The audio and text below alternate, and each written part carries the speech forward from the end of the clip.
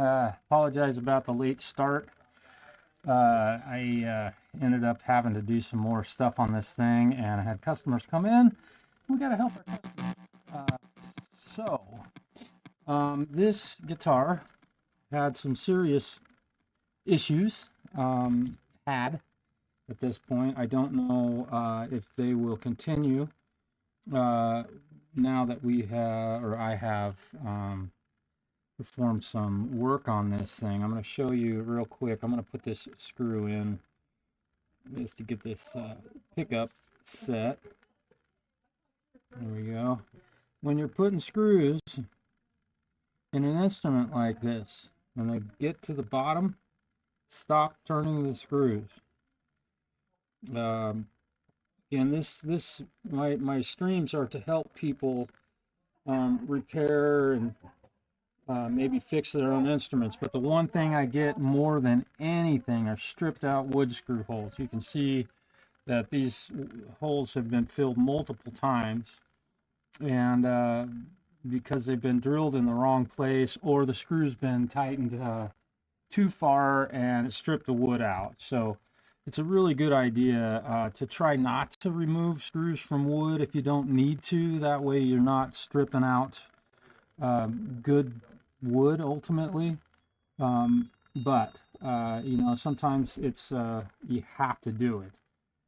It's part of the job. Now also, this rear pickup was mounted cockeyed, so and I believe that the owner of this instrument worked on it himself, and so I'm just checking as I'm tightening these screws down. I can still see some movement, so I'm giving it a little bit more. These are recessed screw holes, and we just want to get it so that it's snug and not stripped. There we go. All right, now I'm going to finish putting this this bridge or neck pickup into this thing, and this is not my normal method of doing this, but I'm going to do it like this. This one is this pickup was put in nice and straight, and I'm using some new screws because the screws that he or someone had used in it were ultimately they were too big, and so they didn't fit inside the holes, and I'm using some smaller screws. Now that is a 1/16 inch drill bit that I used to drill that hole. This screw will go right down in here, and it's nice and tight. And when they get snug like this, again, kind of picking up on it and pushing down on it to make sure that we have it tight, but not too tight. And I've got to drill one more hole over here. So basically in this instrument,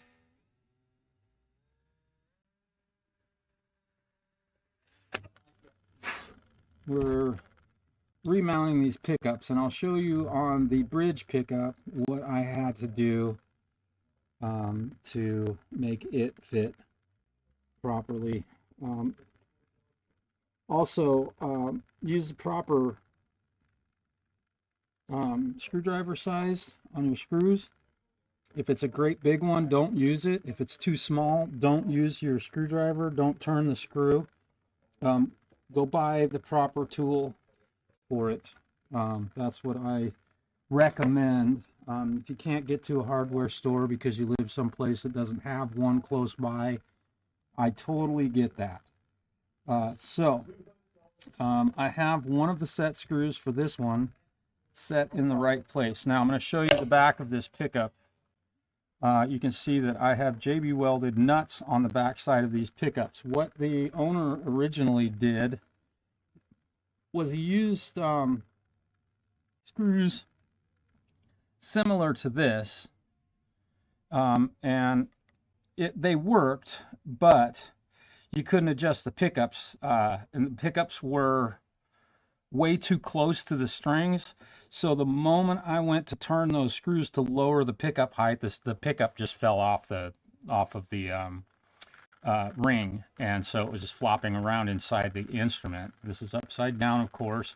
So I have JB welded these little nuts to the back side of the pickups, and I've used these type of screws. This is proper screw thread and proper screw size to hold the pickup in place. Now, these screws don't look terribly attractive, but they match now. And I'll likely go over this with a black marker to kind of try and hide them a little bit.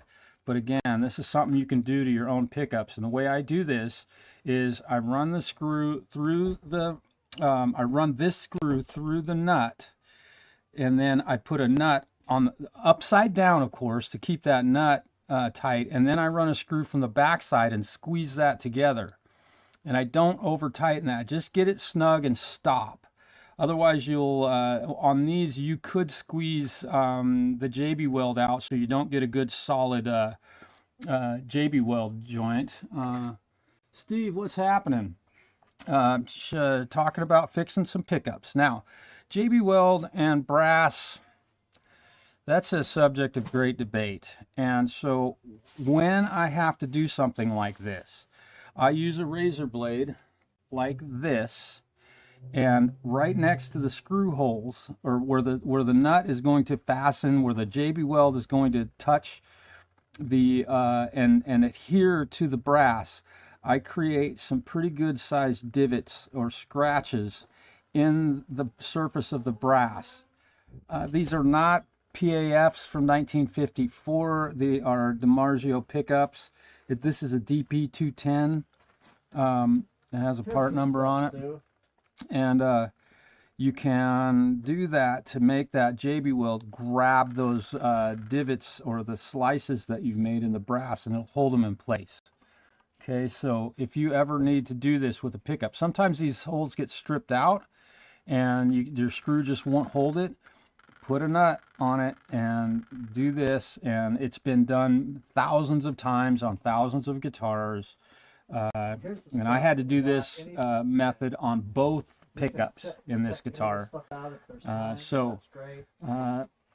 You know, unfortunately, we got to do stuff like that, which takes a little bit of time, but it does fix the problem. Okay, so I don't like relying on JB weld much to hold things in place, but in some cases we are forced to do things we don't necessarily want to do. These are not the original pickups, so the configuration for them is a little bit off, and so I'm having to kind of improvise a little bit with this thing and make some screws work that don't necessarily aren't necessary, make some pickups fit in this instrument properly to make it look good. All right, nice and snug. You'll notice this has recessed screw holes. This one does not. They have flush mount. Now, let me get some light maybe on this. I'll try and shine some light so that you can see this gap that I'm seeing. And part of the reason this gap is there is because the pickup wire doesn't really fit correctly. It's actually hitting the inside, but if I pull it forward, you can see that that pickup doesn't cover the hole right there. You can see that gap, and if I push back on that, now it's covered. So I'm going to have to do this. So I'm going to hold it in place here. I've got that gap covered, so now this looks a whole lot nicer than it did when this guitar arrived in my care. And I'm not drilling that hole too terribly deep. And then we'll go ahead and put this next screw in, and we can, again, we're proving the appearance of this guitar, and overall I think the performance of this guitar is going to be much improved. Interesting. I just used my Phillips head screwdriver and set it down, and now I cannot find it. Got some capacitors for a Marshall amplifier. What the heck happened to my screwdriver? Here it is. I put it over here next to my lamp. I remember I grabbed a lamp and set my screwdriver down in the wrong spot. And now we've got a nice clean edge back here. So it's going to look a whole lot nicer now when the owner of this instrument gets it back, which is what I love. Now this cover came off of an actual Gibson Les Paul, so it's too tall for this guitar. The top of the pickup cover is almost too close to the strings, but it's going to work. And I did reverse it. I tilted it backwards. I'll be able to level that up. On this one, it doesn't matter that it's tilted. The short side is here, the tall side is here. I simply did that because on this guitar, it doesn't matter. It's got different pickups. These should have level, flat pickup rings, and I don't have extra pickup rings in stock. So I'm going to use this one, and we'll be able to tilt this pickup ever so slightly. No, I did not use any foam rubber or any type of leveling compound underneath this. Any way to really level it. I didn't do that with this guitar. Didn't seem like it was terribly necessary. Also, these screws are, let me see, okay, so these screws are not terribly long, but, and if you've ever lost one of the screws that holds these pickup covers in, you know what I mean by finding the right length screw, and is not necessarily the world's easiest task. And you can see that none of the screws match up. They didn't when I got the guitar. I'm using what was in it. I'm not trying to change the appearance of the instrument for the guy. He's used to seeing it the way it is, and so we're going to stick with that. The body of this guitar is 100% plywood. It's a piece of plywood with a laminated top on it. If you look down the side, you can see it's a fairly thick laminate piece of plywood. And now that I have the pickups in here, I haven't even tested them yet, so let's make sure everything works. And a little bit of wind here to check everything, and we'll see if the pickup cover fits, or the pick guard fits on this thing. Everything goes back together nicely. And close, where are we catching? Okay, now I've got to look here.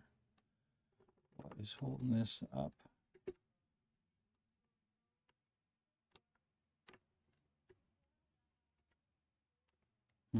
Interesting.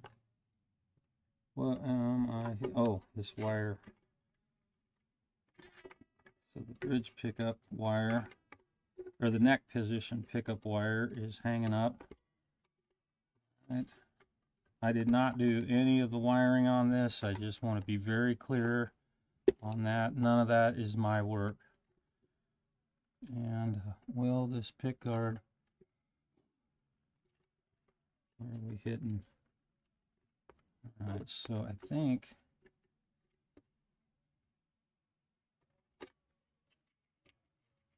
catching up somewhere on this thing. I think the might be the pickup selector switch is hitting. There we go. Okay, so that all goes back together pretty good.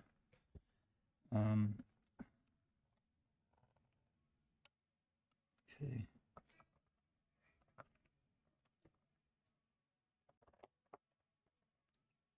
Not quite sure how this was done. 1, 2, 3, 4, 5, 6 screws. All right, let's check the pickups, make sure they work. Still, I haven't checked this yet. I don't even know if I plugged this guitar in just yet. And I'll check the messages here in a moment.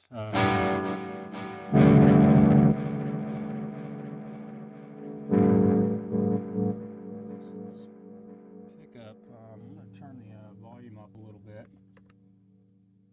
Let's see.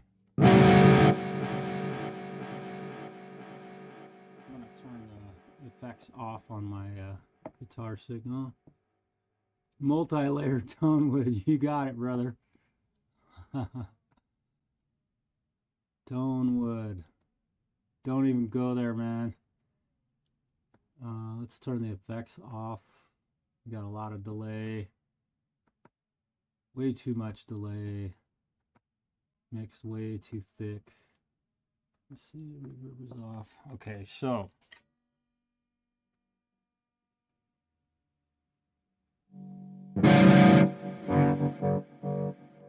So.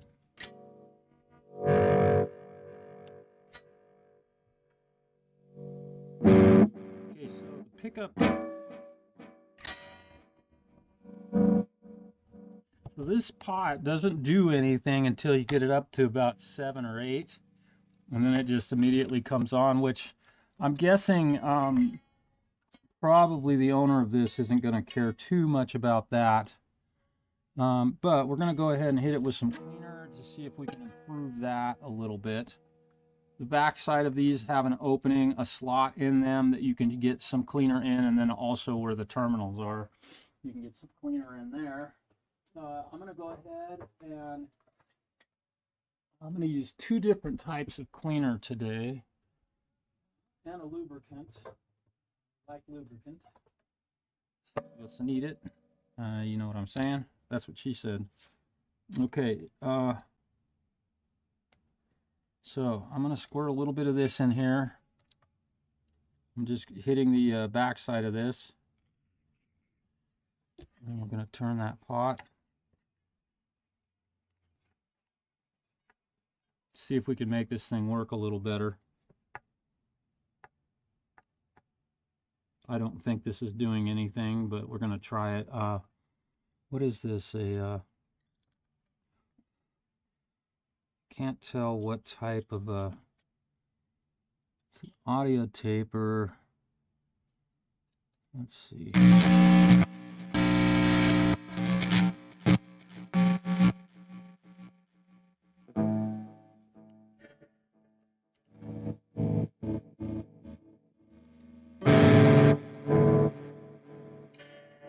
So nothing.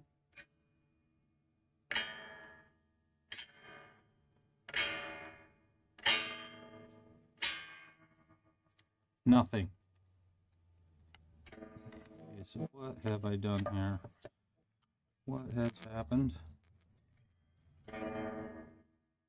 So now I have no volume.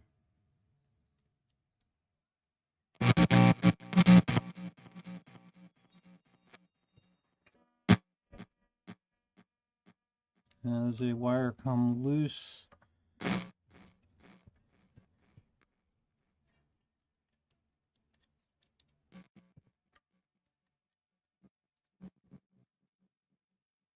there a bad connection here? What is going on? Now I have nothing.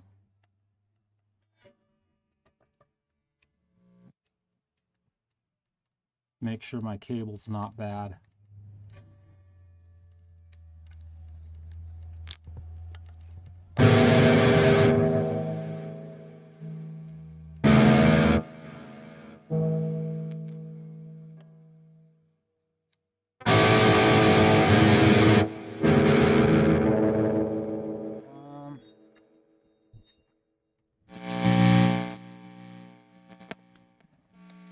Okay, so we had bad solder joints here. Definitely. Definitely that was not making contact there, so we've got to yeah. All right, so we're gonna rewire this. I didn't put, there was hardly any pressure on that. Somebody had stripped these wires and probably poor solder joints, I'm guessing. Cold solder joints is what it looks like to me. They didn't use a hot enough soldering gun. And so what we're gonna do is we're just gonna, I don't like cutting any length off of a pickup wire. Also, I can see some of it's been melted by a gun here. So I'm going to How am I going to do this? I'm going to try and do this without shortening up any of these wires as best I can, because if you want to put this pickup in a different guitar, and these are supposedly P90s, and I think that he's accurate in telling me that. I mean, they have dual coils or humbuckers, but not like your typical humbucker. They're small. I'm not familiar with these pickups. If you know anything about them, again, it's a DP210 black. Let me know. All right, and I don't know if black and white is supposed to be together, but I don't think that what I'm doing now is going to fix the ground or the problem that we're having here with this particular pickup. I don't think that. I think that there's something that they use, like a 20K pot or something like that. And also, I'm removing the electrical tape. I don't want a guitar from my bench that has electrical tape on it if I can avoid it at any cost. Electrical tape looks terrible. They make shrink tape that works great, and we'll see if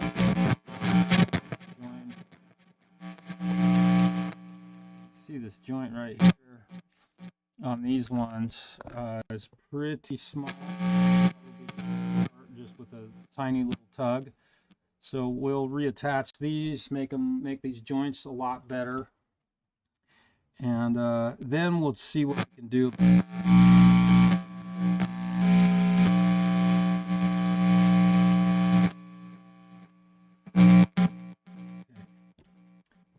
ahead. I'm going to unplug the guitar so that we don't have to listen to that. Okay. I got to get my soldering gun out here. We're going to make that joint a lot better. We're going to use some shrink tubing to seal it up. I put my bit away. Appears that the pickups are working okay. They definitely have signal. So I don't think I did anything in the process of trying to remount these things. I didn't do anything that made them stop working. However, we definitely have some wiring issues here. So let's get some shrink tubing out, and we'll take care of these couple of pieces that I just try and use shrink tubing at all costs. Do yourself a favor. It looks a lot nicer. It's a much tidier job. I'm going to re-solder all of this stuff because that just doesn't look right. And if they're willing to do that kind of a solder job, probably possible that other solder jobs aren't done real well. Okay, so I'm going to strip a little bit off of this one. There we go. These tiny little wires in a guitar are often very easy to strip. Many times you don't need to use much of it in the way of any kind of razor blade or anything. Like, you can just grab them with your fingernails, pull on them, and they'll come apart just fine. All right, so I've got my gun out. I'm getting my gun cleaner and some solder. Folder, if you're from Canada. Folder. Screws. So we got some work done on a Marshall amp yesterday. I don't put everything I do on the internet because I'm just too busy to try and do this every single time I work on an instrument. I would love to do that. There was a time that I could, but things have gotten so busy and I have to keep an eye on so much stuff anymore that I'm not able to do a live stream every time I work on something. So unfortunately, I can't do that. Let's see. So, looks like the grounds all look pretty good. But I am going to reheat all of these solder joints. There's just so much solder globbed on here that Not really a fan of what that looks like. You can just use a tiny little bit of solder when you're soldering. It doesn't take much. Did I just knock that on the floor? Probably did. I did. I just did. Alright, so we're going to go ahead and... Okay, there's some more electrical tape right here that just looks awful. So let's... I'm going to redo this anyway, so I'm waiting for my gun to heat up. This one doesn't take too long to get all warmed up.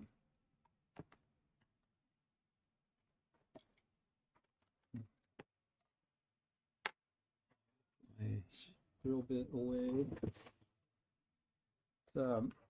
Something I do that I need to get better at is when I'm done using a tool to put it away to get it off of my bench, I usually take it out of a drill or something and then forget to tuck it away. Okay. Again.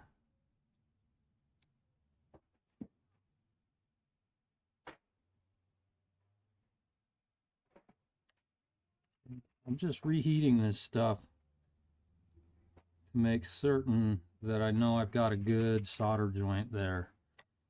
This one, I need to tin my soldering gun, and got a nice, good, solid solder joints. Now, this one, going to take some doing to get these wires out of here, but I'm going to resolder this. I don't know how reliable the solder joints are done by whoever did these. Now I can get the tape off of this one. This just looks terrible. Ugh. Let's see, maybe I can. And it's probably a good idea to put tape around this one just to kind of protect it from grounding out against something. So we're gonna make that a little bit more tidy, and we'll put this piece of shrink tubing on here. And again, you can heat up shrink tubing with your soldering gun to shrink it down. But in this case, I'm going to go ahead and use a lighter. I always keep a lighter at my bench. You don't want to overdo it necessarily to the point that you're melting the wire. There we go. That one looks nice.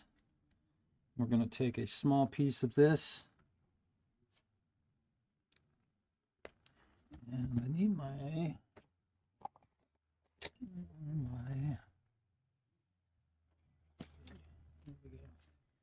I'm going to get these out, and we're going to take this small piece of shrink tubing. I'm going to trim this. I'm going to shorten it to the tip of this. It doesn't need to be that long. Put this over the top of that. This is just going to clean up the inside of this guitar a lot. It'll look professionally done instead of an amateur hour with electrical tape. There we go. That looks good. And I'm gonna reheat these. I'm gonna tin my gun again. We're gonna make sure that we got a good solder joint. Now, I don't know on this particular guitar. I may end up having to replace this pot. Getting that nice and hot. Getting a nice puddle of solder, making it look nice and tidy, right?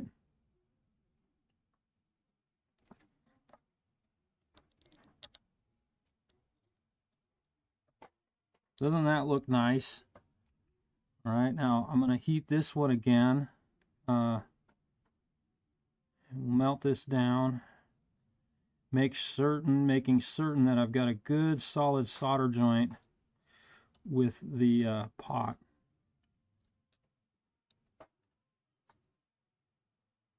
Just looks better, doesn't it? And you know, looks aren't everything when it comes to repairing guitars, but you can tell if it's been taken care of and done well by usually because the person's solder joint looks pretty clean.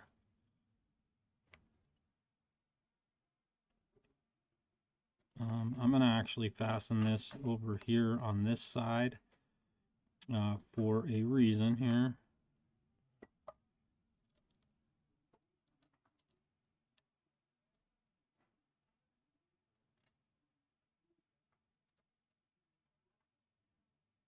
Now it looks nice and tidy.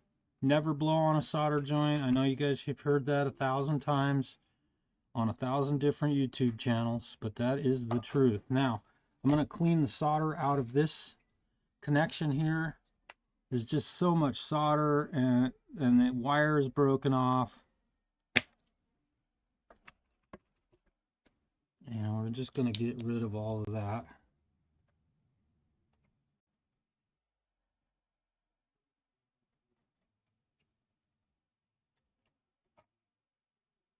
There we go. There's some more pieces of wire in there. And then we'll clean this out. Now it's going to look a whole lot nicer. Oop, there we go. Now I'm going to touch up this solder joint right here. Again, I said I'm going to do everything. So we're going to heat this and put this back together. Ooh, that gets hot. Okay. I couldn't hold on to it that long. He's come through from the back side of this one, I think probably because of the direction of order of operations that he did to solder this is my guess. There we go. Now I know I have good solid solder joints on this guitar, so none of this is going to affect the performance of the volume pot. It could have been a loose wire over here. It could have been anything. This wire is not going through the hole, probably because they couldn't get it to go through there. So I'm gonna suck all that out of there. You know, I say all the time, I spend half my time working on guitars cleaning them. Okay, so that one is pushed through and the solder joint looks good. I'm just going to touch it with a little bit more solder here. There we go. That's all it takes, just a little touch like that. Now I'm going to tin this. I'm going to tin this piece of wire. I'm going to be careful not to. All right.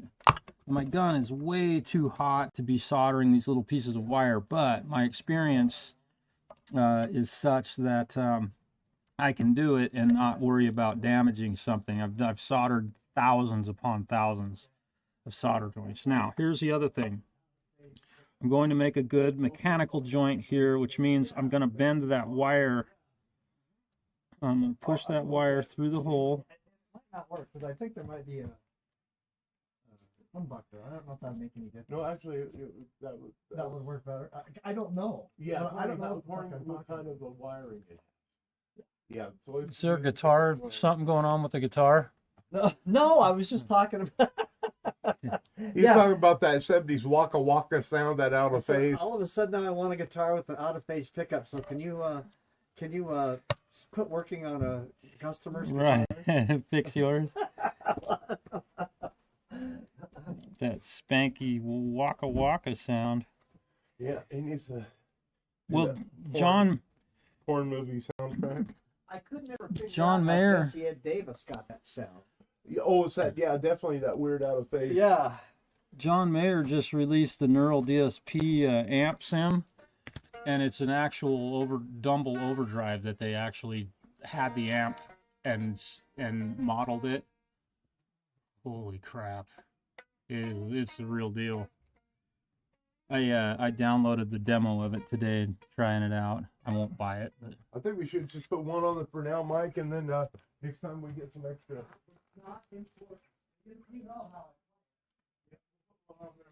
okay. So now I'm very confident that I've got good solder joints, at least all around all of that.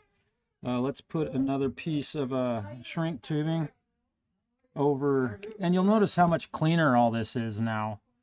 It's not a big mess. Not sure. What is that? Oh, there's a piece of wire hanging off. I didn't notice this. Looks like, okay. Yeah. I wonder if that was making contact with something. There's an extra piece of wire on that. So we're going to put a cap over this, and forgive me for not paying attention to the chat. I am at work right now, and this guy is paying me to fix his guitar, so if I've missed any questions, I'll try and answer them as best I can, when I can. All right, so let's just let's heat this up.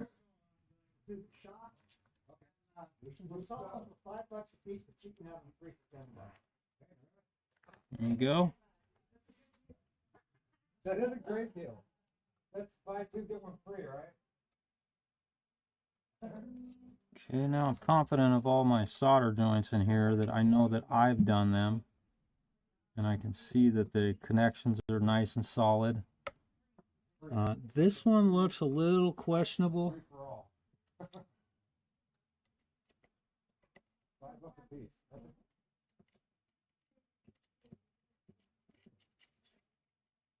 Now, oftentimes when someone is soldering that doesn't have a lot of experience, they don't realize that all of these terminals are covered with a protectant that keeps them from rusting, ultimately.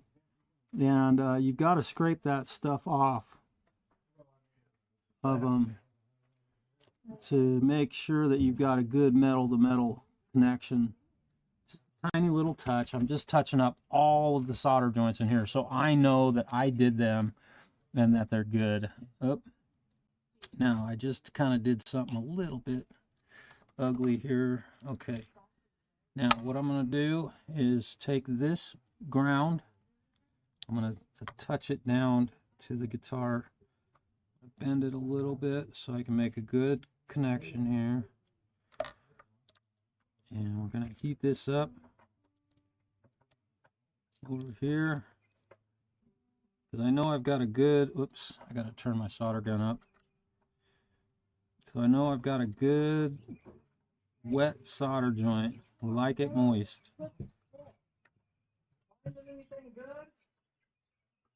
Yeah, man.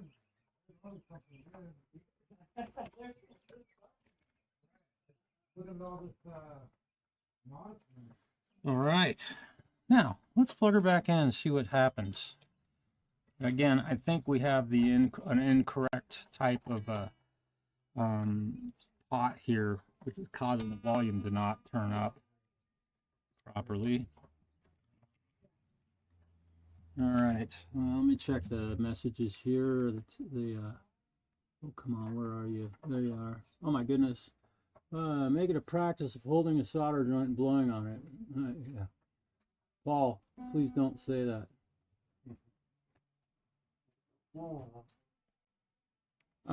Mini humbuckers, you know, I need to look into these, and if you'd like to, let's see, this one is a DP110 or DP210. This is a different model of pickup. They're DiMarzio. If you'd like to look those up. That's a great question. Double humbuckers, I think that they make adapters for double humbuckers to make them fit in a P90. You'd have to ultimately get a different pickup cover.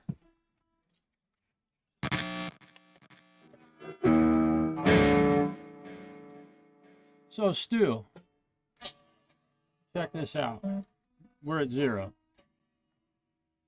We're at 5. Nothing.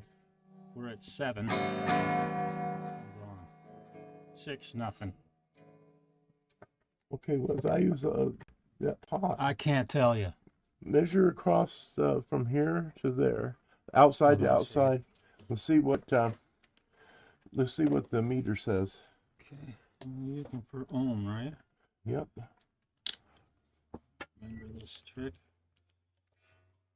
Alright, so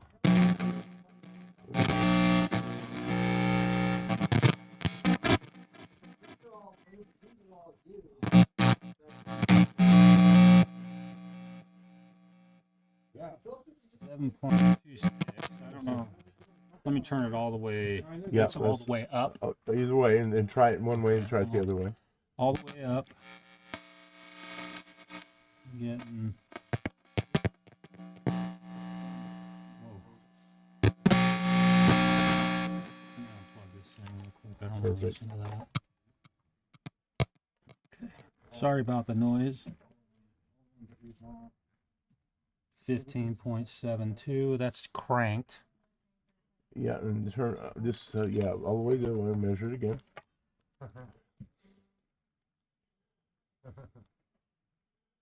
Oops. Come on.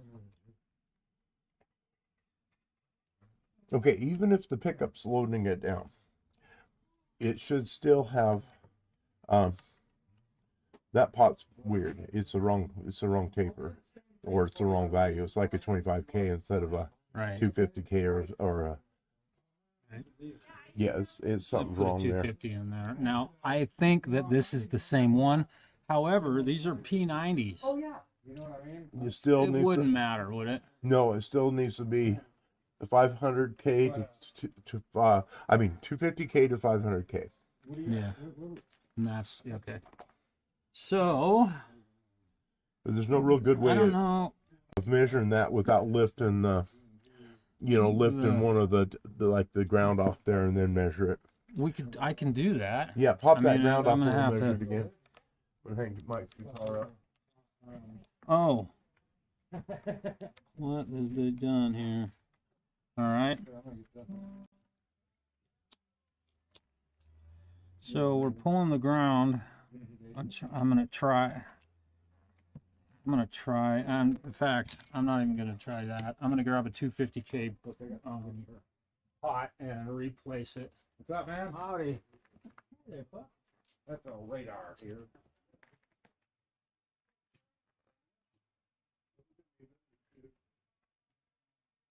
You know what I should do? What? I should get my dad. I've gotten him a couple shirts, Yeah. you know, but Oh no. I need to get him. I think I'll get him like that. Get him. Right? Listen. Maybe I'll get him that one. You live on it? Yeah. Get that for you. I have that album. Yeah, for vinyl. Yeah, I don't thought he was like a drug addict. I mean, he was like nothing. He was supposed to. Right. He was like screaming pain. Okay, there's a biscuit, yes. Oh, Sorry. That's the first time that's ever happened. I believe it. I believe it. How you guys doing today? Good, man. How are you, Marshall? I'm just wonderful. Fixing. man. Fixing. Red. That's why you make the big bucks, you know? Oh boy, you know that. And you get to do what you love. And I get to play really cool guitars Right. all the time. So, I that mean, sucks. Can't lose. Can't lose. Can't lose. Nope. Oh, you got that CD still? Yep. Oh, cool. Just over here terrorizing stuff. That's good. Stir it up. That's what it's here for. Rock and roll.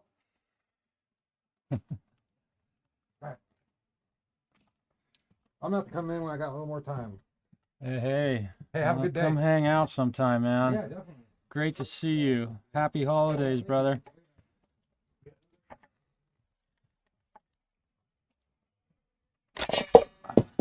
Ta-da.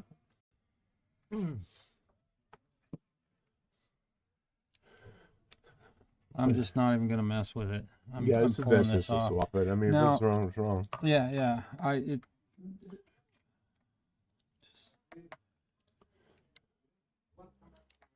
a minute. What is that? I just discovered a piece. All kinds of shit going on there, right? Did I just break a ground off of a? Or was that? This piece of ground wire is hanging off of here. Yeah, they probably had it haphazardly touching the ground on that switch, just haphazardly. I've seen people Oh, did when I pulled that off. That's the lead wire. That's the red lead wire. No, it's not. This is a good shielded. It's the red. This one. Mm-hmm. Somebody's calling me.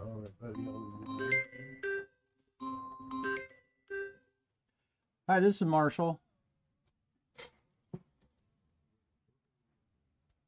Hi, I'm good. Yeah, I just found such a much better deal for the same coverage from you guys. I just have to switch. So, okay. Okay, I appreciate it. Sorry about that, but you know, saved me over $100 every 6 months. That's a pretty good chunk of change. So, yeah, I got you. Well, I wish you the best of luck and happy holidays, my friend. Thank you. Thanks. I appreciate the call. Thanks. Bye. Yeah. Okay. So I just broke something off of there when I pulled that loose, but that's all right. I would have had to have undone all of that anyway, right? Sometimes we got to be animals about this stuff. No, I'm joking. The volume, getting handles off of guitars is sometimes a very difficult thing to do.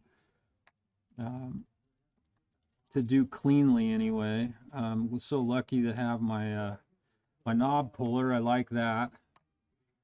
Yeah, and that's where that all broke from. Okay, so I'm gonna grab that. Sometimes we got to make them worse before we make them better, right? Wasn't being real careful. But now this is a Hondo guitar, by the way. It's not a 59 Les Paul or anything like that. Not that that matters one iota as far as how I should treat this instrument. Let me take a photograph of how these wires are hooked up. There we go. Just so I don't lose track.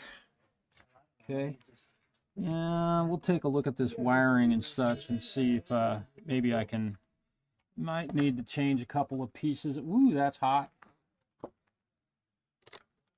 Nope. I mean, I can move those up one more. I mean, we know eventually we're going to have to do that.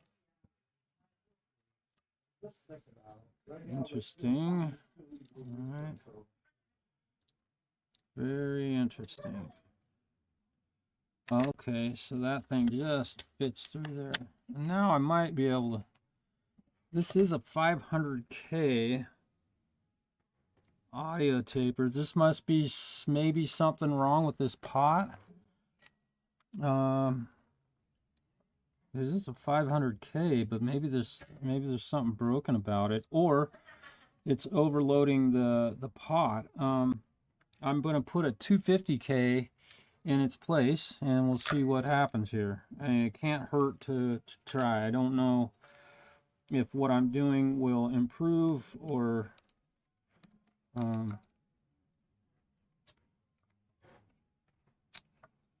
change anything. We'll see. Because these are supposedly P90s, and they might need a 100K or something like that. I don't know. But we'll get her done here. 500K. Get some preliminary bending out of the way. Okay, so again, these cases are covered with some material that keeps them from rusting ultimately. rust inhibitor. So where I'm going to ground everything, I'm going to scrape the finish off of it. I'm going to do that in a couple places because I know I've got one side that I don't have a lot of wire left on that. Somebody has cut the wires on the pickup, unfortunately, really short. Never do that. And I'm trying to get my camera guy to follow me here. I'm going to try and move my camera as best I can.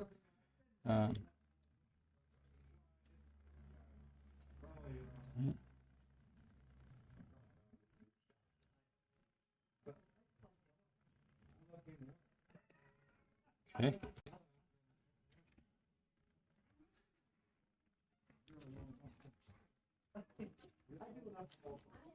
Had a really busy holiday season this year so far,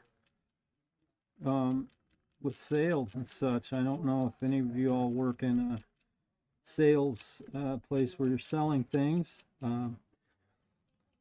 Probably not, because Amazon has pretty much taken over for that. However, we have been very busy this year. Lots of home sound systems and people coming in that actually want to talk to somebody that knows something about it. It's pretty cool. All right. Now, yep, those solder joints just fell right apart. So I'm not 100% certain that this thing didn't have some seriously bad solder joints in it. All right. Where'd my solder go? There it is. Got so much stuff out on my bench right now working on this thing.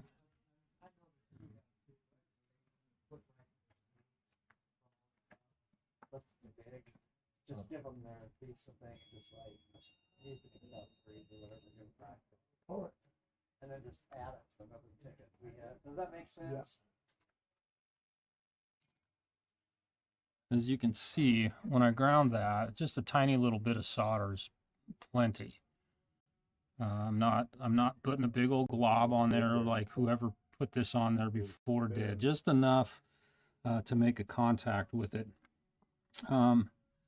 Now that's going good. All right, so now I'm gonna have to strip some more of this wire. This is a big reason. This is why I always tell everyone, don't cut your wires short. Look at, that's got 4 inches of wire, if that, on here. And now I've got to get the ground from that location to the volume pot, and it's going to be a tight fit. I'm going to strip a bunch more off of this, unfortunately. I have to do it and get it out over my where I've got to redo. I'm going to go ahead and cut the black and the white. I'll never get that off of there.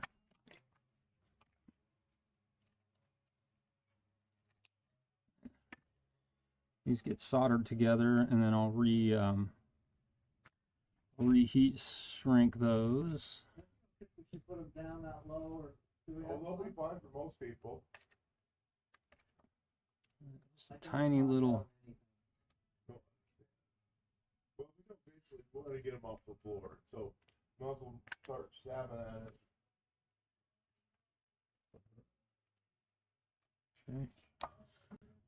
Now, yeah, when I had to, fortunately, when I had to pull that knob off of there, I broke a piece of wire in here, so this is kind of my own doing. But I'm hoping that this will at least prove one thing to me that I'm not aware of, because I didn't buy these pickups and don't know the specs on them. But I'm not sure if these pickups require a different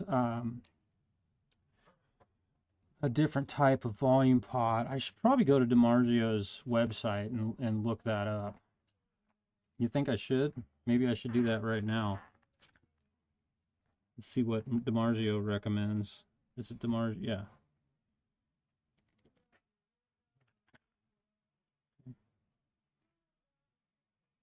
These things are sticky. Got a lot of guck in here. They. Okay.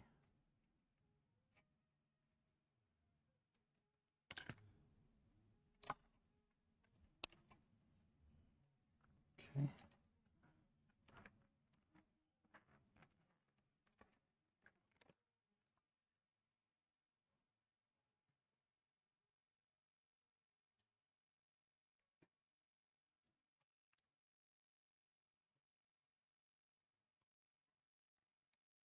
Okay. I am going to tin this.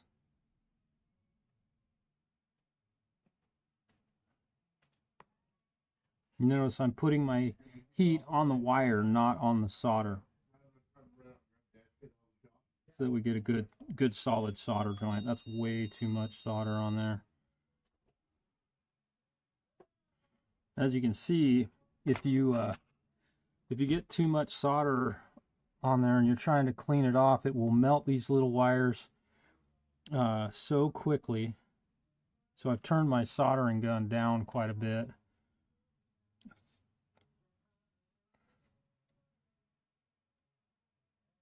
There we go. All right. I don't know about great. Yeah. Oh, build quality on those guitars. Yeah, you're right. And forgive me for not commenting. I just got here. This is a Guild. No, I wish I could tell you that. It's a Honda. Matsumuku. Yep. Yep. 500K is what it needs. And it had a 500K, but the 500K was not working. So what my fear is that it is a problem with the actual pickups. And I don't really know yet if things were done incorrectly. I'm not the original person who worked on this instrument, so I'm having to deal with somebody else's labor ultimately, and so I'm not 100% certain what we're going to run into here. So we've got these two. Is that Okay.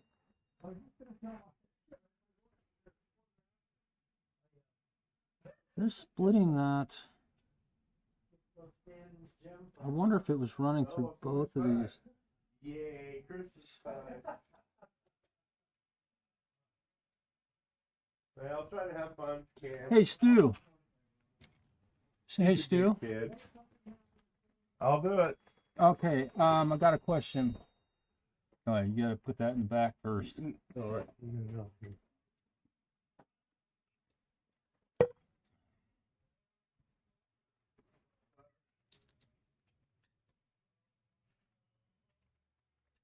Yes, sir. What is the question, sir? This was a 500K pot that was in here. It was something wrong Yeah. with it, or something was wired wrong. That's where I'm going with this question.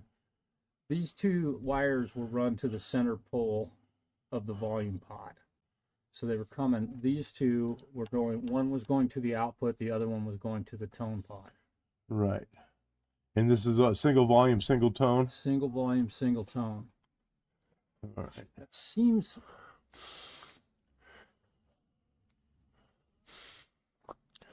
All right. correct. Right. And so you got one pickup hot going there and one pickup hot going there. Right. And yeah, I haven't hooked and up then it's got a tap, and we're not worried about that. Okay. And then this is our pickups. Center post. Right. That'll work. Yeah, either one, but center post would be a good way to go. And this is going to go to your outside one. Yeah, those two. I would leave the tone pot unhooked until you figure out if it's going to work better. Oh, I got you. Yeah, do a little tester test. Mm-hmm. Okay. And 250. 250 will work. 500 will work. Just a little different taper in the middle, but not like that broken. But you were getting a weird ass. Yeah. Yeah. That was awful strange. Yep. So just go straight to the output jack. Yep. And then you just got to make sure you're. Then you got a ground there, so it's all good. Yeah. Okay. So. But might as well eliminate that tone pot, while you're doing your surgery Yeah, there. that's easy enough to get back up. Yep. There we go.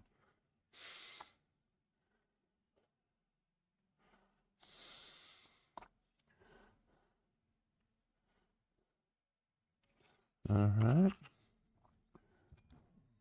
And this will go the output jack, straight to the output jack. Right, and then you can always add that tone window to either one of those when you. Right.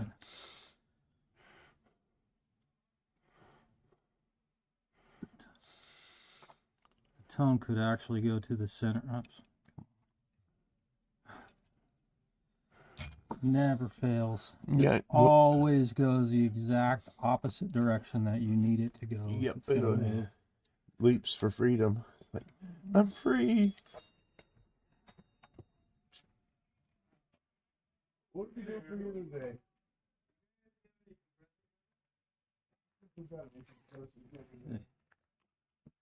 And then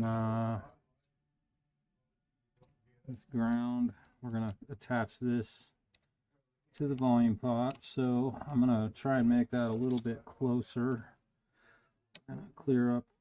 Now, I don't generally like to cut a piece of wire that I've just soldered, but I am going to cut the excess wire off of both of these. This is not a good idea because you can end up cracking a solder joint doing that. Ask me how I know.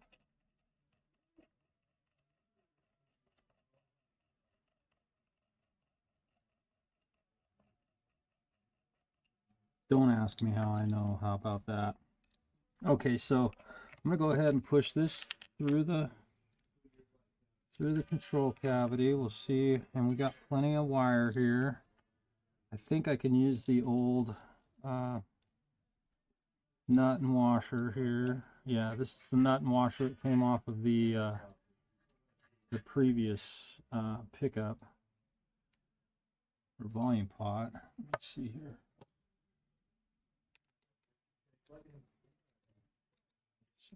Cinching that up. It's not real tight right now. I'll definitely make it better. In fact, I'm gonna. That was kind of foolish. What did I do that for? Kind of getting ahead of myself. What I'm gonna do. This one has a little key on it. There we go. I'm going to break this key off of here because it is totally unnecessary, and I will put a lock washer on this like no guitar manufacturer does. Well, let you hear from the master here. What's happening? Hello. Compressor. I'm annoying people again. Okay. He's having trouble getting for this volume even, but he's wanting to put his compressor, he thought, after the distortion pedals. No, I'm just asking. What's that? I'm just asking if that's Right. There's two trains of thought. Sometimes if you want to have an overdrive that steps out, don't you want to put it before the?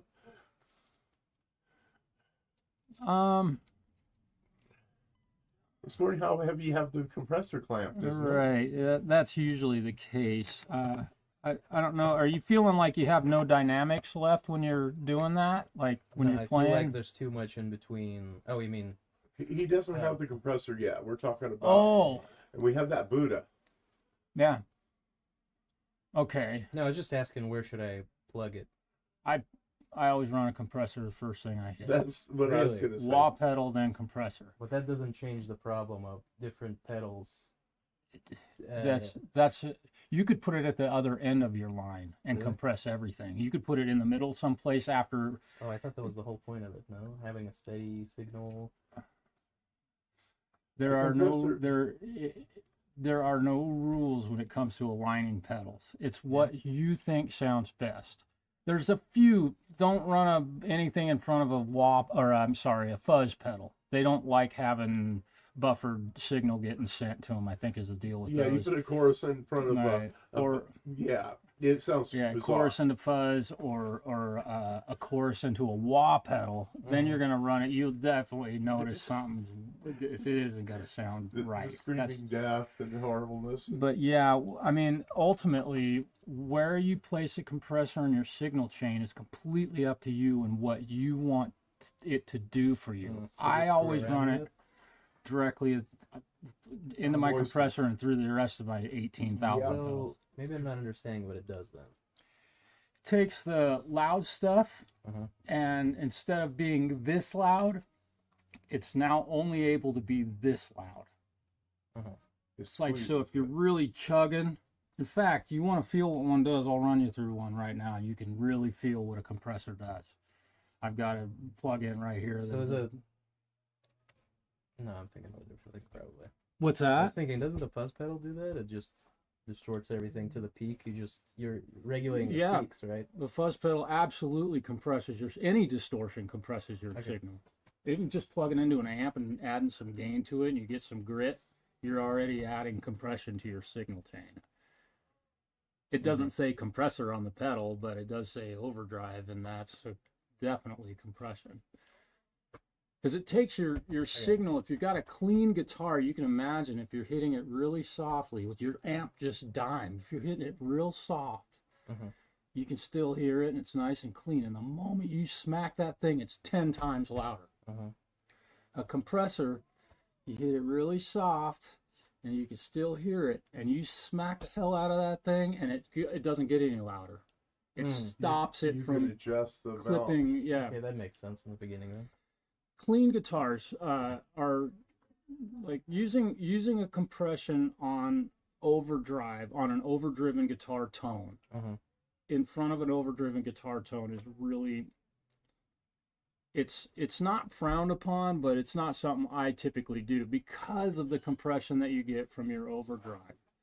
If you're going to be using clean leave it off. Okay, I get it. Yeah, turn it off when you're getting heavy, and then turn it on when you're nice and clean, because those clean tones, you typically don't want as much dynamics. And it removes your dynamic. Could it be a guitar problem as well? Like me having problems with when I go clean, it's like noticeably a lot less loud than overdriven. Oh, well, people say that gain isn't volume. I beg to differ. It definitely does, but especially not knowing what amp and it doesn't really matter. But if you're overdriven sound, your heavy distortion sound, if you've got the gain on an amp dimed and you're playing through that and you got your volume, turned up to with master volume turned up and you got a good level, the moment you switch channels on that, unless there's a volume control for that clean channel that you can actually turn that one up with volume, not gain. Now you can balance those two. I don't know what your amp is or amp sim. No, I got a couple. Okay. I think that when I'm playing clean guitars at gigs, I play live. I don't just sit here and fix them. I play professionally.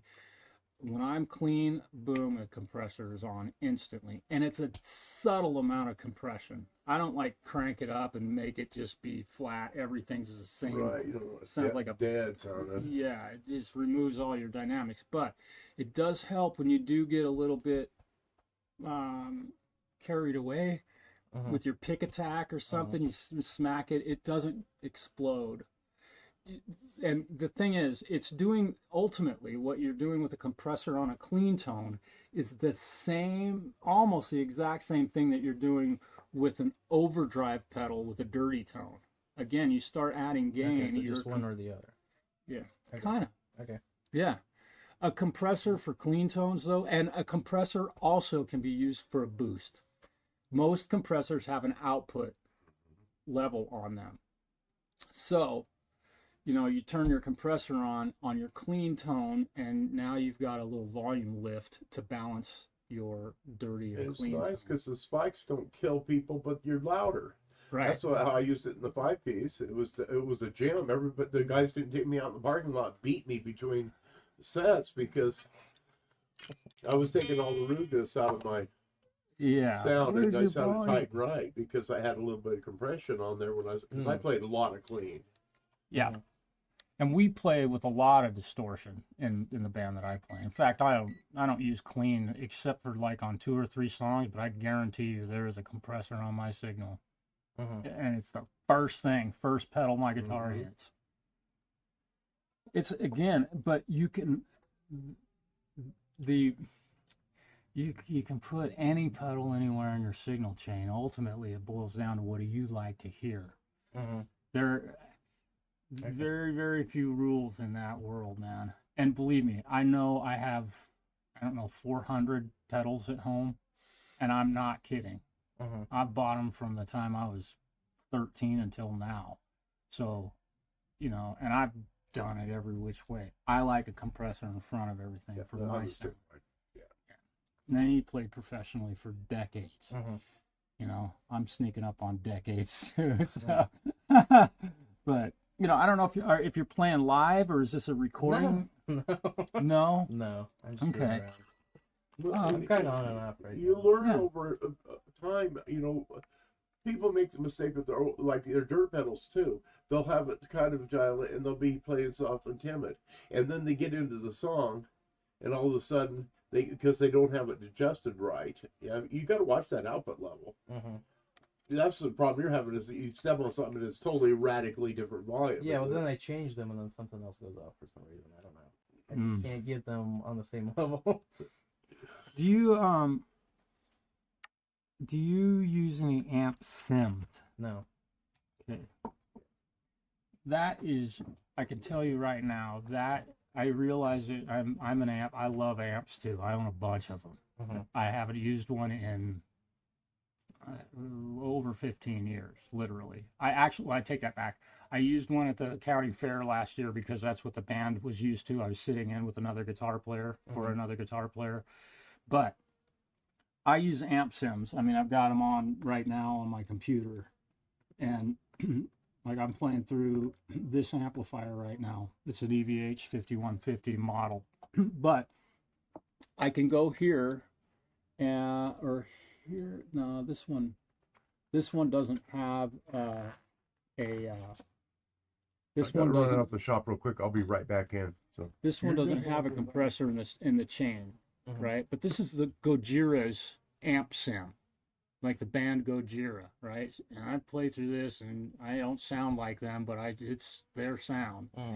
So let me just do this. I'm going to add John Petrucci's signature amp sim, right?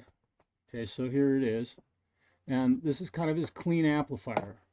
And if you look right here, here are his pedals. A wah pedal, and what's that? Well, I'm assuming it's a compressor, yeah. So, and most of these, I'm just using this to show you an example of how a very famous guitar player, John Petrucci, of all people, this is his guitar rig ultimately. And he's got his compressor literally, I said, don't run anything in front of a wah and put the compressor first. And so with a wah pedal, you want to have a compressor. That's common denominator with most guitar players. And then after the compressor, we can look at this. This is the first 2 pedals. And then he's got an overdrive, then a phaser, then a chorus, then a flanger. So he's got his overdrives in front. That's kind of how I did it. You're on the right path. But I think I even put the fuzz just screwing around with it last out of everything.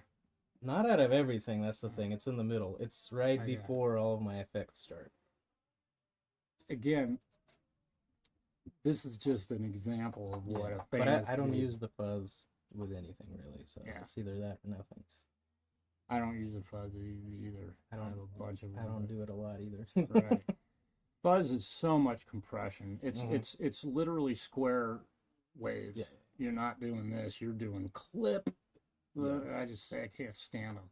And the gating effect that they have, although they're nice in some cases, I mean, it's a good effect. I mean, I'm a Joe Satriani fan, and he uses it all over. But it's a subtle fuzz. So here's a question that comes into mind. Okay. Should I unplug my active pickup guitar out of the amp? Is it gonna leak any of that battery juice? Well, if you got active pickups, just unplug the guitar, obviously, yeah. when you're done. Okay. If That was my question, sort of. Yeah, definitely unplug it. Okay. You'll drain the battery overnight. Well, I haven't yet, but Usually it takes about 12 to 24 hours of that thing being plugged in. Really? Oh yeah. Because the whole time that's plugged into the jack, your 9-volt that makes battery is sense. active, and it's That makes draining juice. Okay. The other thing about active pickups is that it's like a tube screamer, like the world's most sold famous tube pedal of all time. Well, not tube pedal, I mean overdrive pedal, because it's affordable, it's not a Klon. They sound better than a Klon, but I've never actually played through a Klon. I've just heard people. But what was I going to say? They sound best with the voltage rather than being a full 9 volts. About 8.6, 8.4 volts. That really makes stuff sound gritty. It's just a nasty sound. So, a lot of guys will, I mean, back in the day before they had power supplies that you could adjust. Like my pedal board has a 9-volt output that you can adjust the voltage of that, the output of the voltage, down to like 8.2, 8.3 volts. And you plug that into a tube screamer, and you are hearing heaven. Yeah, we used to save our batteries because we wanted a dead battery for our tube screamer. Yeah, you just have a bunch of dead, but that's just another whole thing. Some people love it, and some people I gotta have 9.2 volts. Yeah, they want consistency. Yeah. So, does that help? Yeah. Some. I'm wondering if I didn't drain my battery because I had it plugged into a digital amp. Well, having the cable plugged into your guitar with active pickups is 100% draining the batteries in your guitar. There is no two ways about that. You'd be shocked how many guys have brought bass guitars in here, and almost all of them have active pickup. Be careful on that, but many of them have active pickups. I can't get any sound out of this thing. Open up the battery, put a 9-volt in. Here you go, take it home. I don't even have to plug it in. Here you go. Your guitar works now.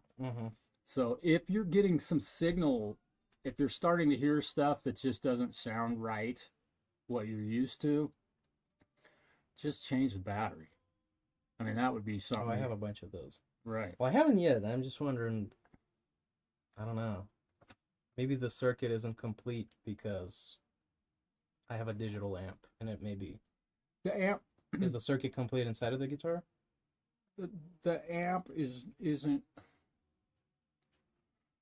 Yeah, the fact that it's a digital amp that doesn't have any bearing on having active pickups. Although, if you're plugging your guitar into a digital amp, and at one point it was sounding a certain way and now it's changed, usually less gain, usually quieter, especially on clean tones, which is what it sounds like you're describing. No, I had a pro. I didn't play this guitar with my pedal board yet. Okay. No, I just bought it like 3 days ago. What is it? It's a Schecter Demon. Yeah. Does it have the Sustainiac in it? I don't think so. Okay. But it's got 2 active EMGs. It's just one. Just one. Okay. All right. It has an active pickup and a single. Okay. Yeah. If you're leaving that thing plugged in overnight, unplug it. When you're done playing, even if you're just going to go have lunch, unplug the guitar. Well, that's what I'm doing now, but I left it like for, I guess, until yesterday night, so for 2 days, and it was fine.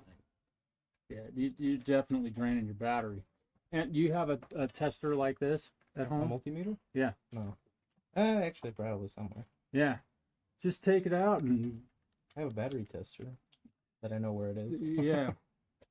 Check it on there. I mean, no, I have a ton of batteries. That's not a problem. That's the first thing I bought. Yeah. You can, if you do that, this should be like 1.6 volts or something, I think, yeah. Let me check this double A. I think it's 1.6. Should tell you. 1 volt. This one's a little low. Barely 1 volt.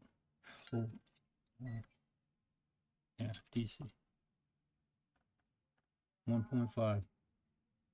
That's how hard it is. That'll tell you for sure.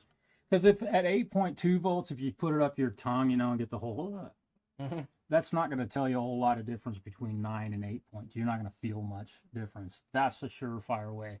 The other thing is just to pull it out of there and put a brand new one in there. That's what I did when I got it. I pulled the battery out and then put a new one in. Yeah, that's a good move. Yeah. What do you think? About what? You think I've helped you? Yeah. Okay. Yeah, but a compressor, again, is a really great thing to get for getting good, solid level tones, level volumes. And again, if you look at this one, this is a typical compressor pedal right here. It's got the amount of compression. As you turn it down, you get less compression. As you turn it up, you got more, obviously, and then the volume. And a lot of guys use their compression pedal as a boost. So they turn the compression, okay, that's all the way off. They'll turn it up like that much. You can see that moving. I can make this bigger. And then they'll bring the volume of it up to about 1 or 2 o'clock. So does it kind of work like a noise gate in the sense that if you... It's ultimately, it's almost... So would the lower range go up? Frequency-wise? Yeah. No. Oh. Everything will get compressed. Ultimately, it turns stuff down. Does it help with background noise at all? No. Okay, that was no. In fact, it will amplify I see. hum. So again, the that's active pickup for like right now has been really good. I don't hear. They're quiet. Yeah. Dude, that's why. That in the metal world, that's why they are so. That was my biggest problem. I have an old house. There are wires everywhere. Oh yeah. Can't escape. Yep. Trying to keep everything quiet. Believe me, man. Well, you live in an apartment. It's worse, right? What's that? You live in an apartment up here, right? Yeah. Isn't that even worse? You have stuff above you, around you? Not really. Probably multiple fridges. My stuff is quiet because I run this stuff. It's all done. I don't run any amplifiers anymore. I wouldn't carry an amp to a gig if you paid me. I am done ever playing through a guitar amplifier again. This technology has become so absolutely as good as or better than that I have no need to use an amp. I won't do it. But that's me. Mike, he wouldn't play through one of these if you gave him one. And I'm the same way. I mean, give me an amp. It'll sit there. I won't do it. Because I can do this and play through headphones, and my neighbors don't bother. And I have to because of my living. I haven't worked hard enough to buy a house. That's my statement. Right? I don't work hard enough to ever afford a house. I was also born too late to be able to buy a house. And well, that's kind of what I was going to say. Yeah. It's too expensive. And that's unfortunate, but that's another whole subject. But, I say, check your batteries first. If you're experiencing something that changed that was kind of unexpected, I guess, or just kind of randomly happened, probably your batteries on your pickups is dead. And the fact that you told me that you left it plugged in for 2 days, I guarantee you that battery ain't 9 volts anymore. There's almost no way that's possible. That would be my thought. Okay, well, I'll buy that thing then and screw around with it.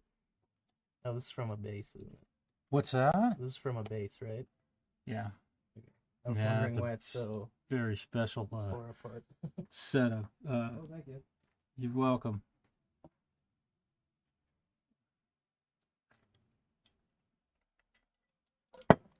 All right. I'm running out of wire with this one. I broke the wrong piece of wire. Now, Want to, there we go.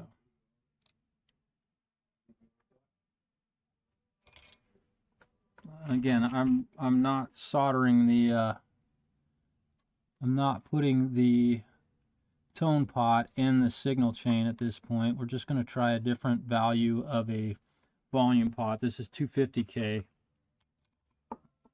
And let's see what happens here. Because I didn't wire this thing. I don't know what these pickups are all about. And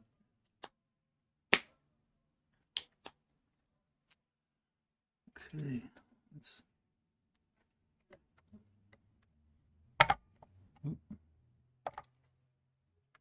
You got power supply?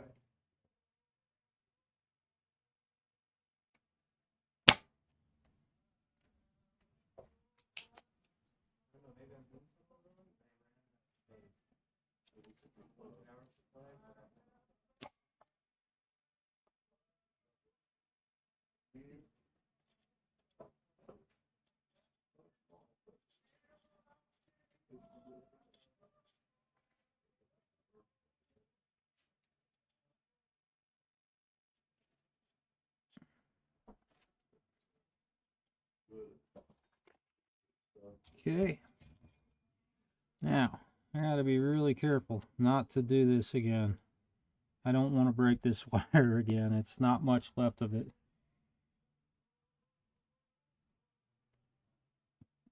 And it may not have broken.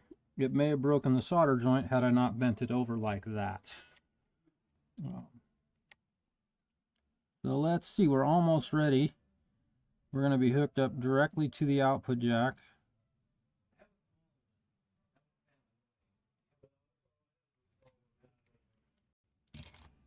And I've got a little bit of solder down here that I don't want on here. So let's get that out of there. Yeah.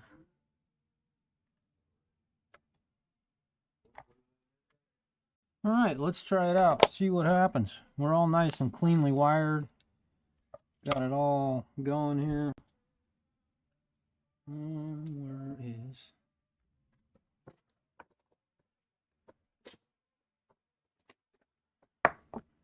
Let me move this.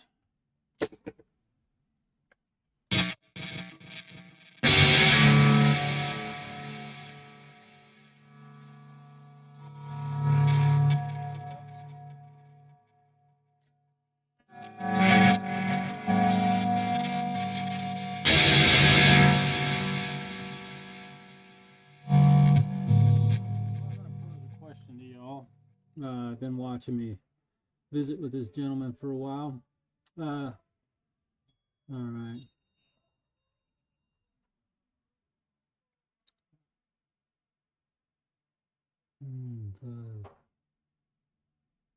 Yeah, it's 24 volts. Yeah, there you go.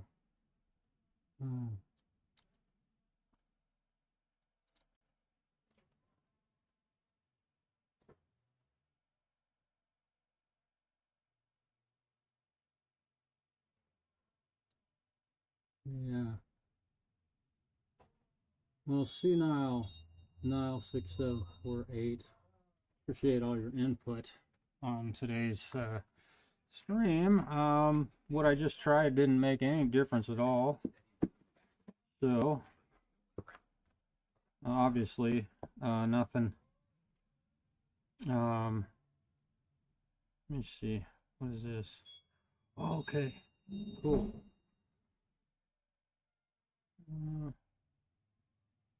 Contact.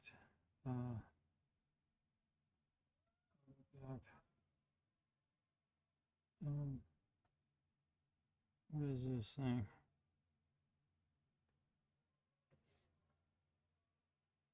It is a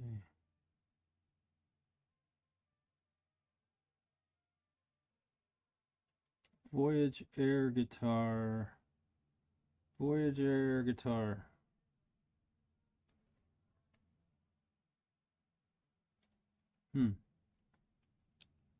Interesting. Well, we didn't fix anything on this yet. Let's see what we can do.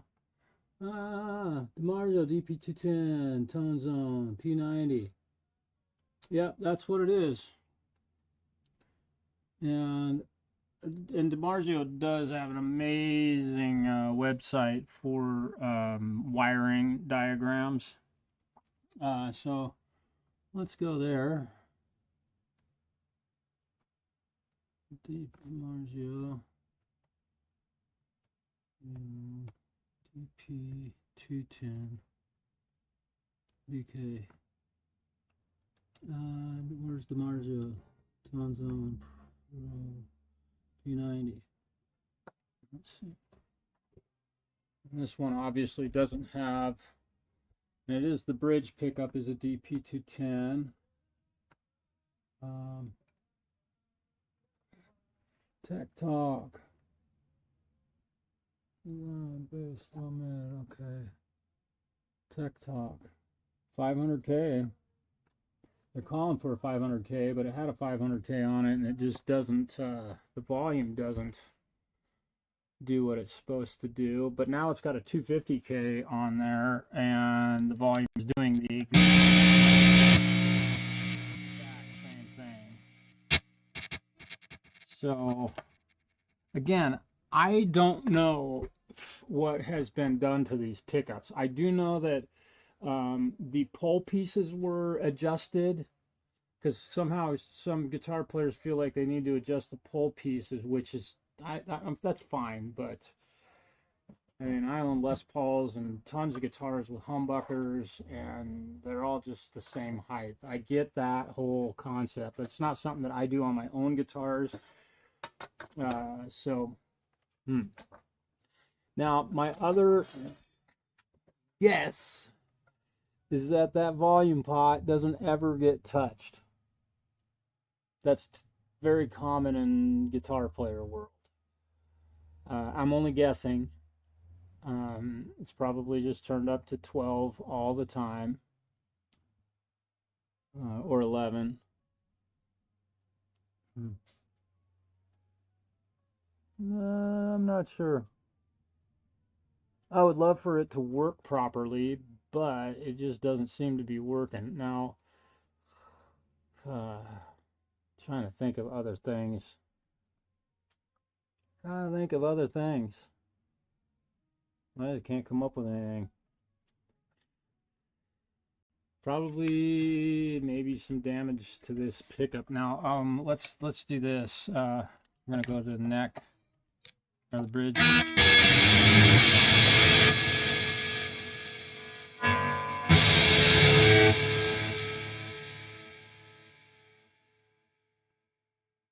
Make sure you have no gate.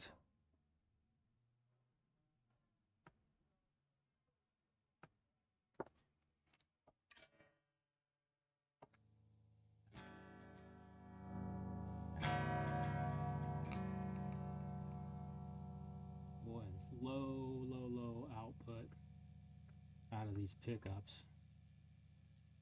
Very low output.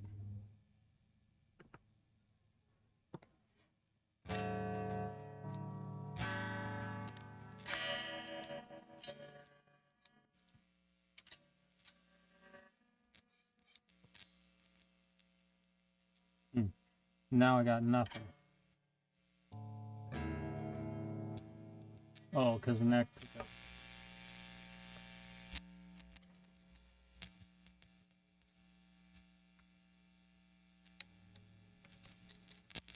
It's grounded out. Not hooked up. Go ahead and ground this neck pickup.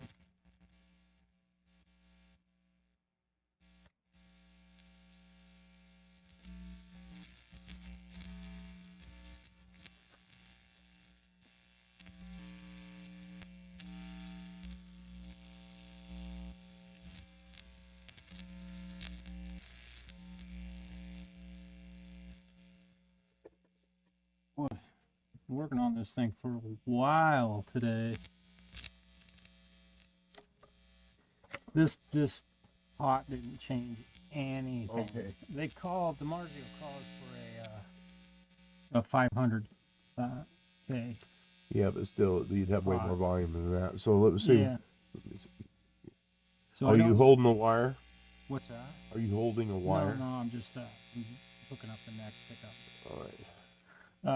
You know, I have the tone control completely removed from the circuit. The only, no, I didn't even think of doing this, dude, but cleaning the output jack. Yeah, you could clean that up. And where's this grounded, this pickup? Say again. Where's this pickup ground? Oh, you got it grounded right here? Yeah. That's what you're hooking up right now? Yeah, that's the neck Okay. pickup. All right. And it's 2 different pickups. So, but Right. when it's just on one, the other one shouldn't affect it at all. No, something else is haywire there. Yeah. Or the pickups are bad. I don't know where this guy got these that's things. the thing. They could be weaker than fuck. And Yeah.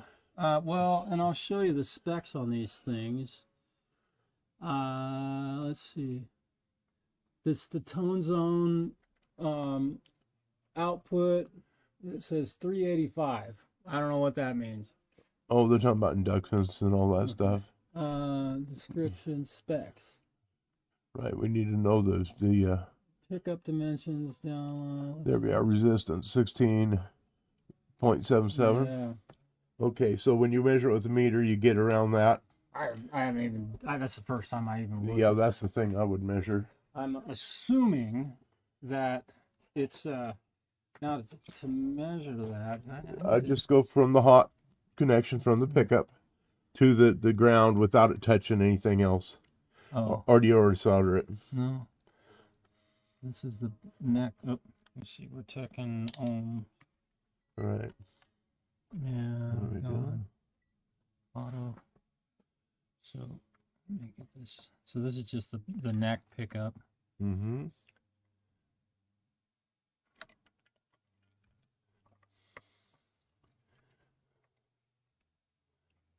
I am connected to this switch. 13. 13.5. Right. It's got some resistance. Right. And that was K, right? Let's see Yeah. that one more time. I said so shitty. Yeah, 13. Yeah, and a that half. should be enough to make it. And then the neck, And you can leave it grounded, and I think it'll still be get. pretty close. Yeah. Doesn't matter. First those worse, I'll flip that switch. Should be At least that. 16. Yeah. Mm-hmm. So the output out of the pickup is right. All right. And the only other factor in this is the output. Right. Check the soldering joints at the output jack and I've clean already it. touched them up. Okay. I didn't clean the output jack, so but well, I suppose if there's a little bit of something, I've never had this solve a problem, but Well, I'm a little bit of a bitch, but I'm gonna have you check one more thing before you get too far. yeah. Let me just hit this with some sandpaper, because that's really black. There's a lot of guck on there.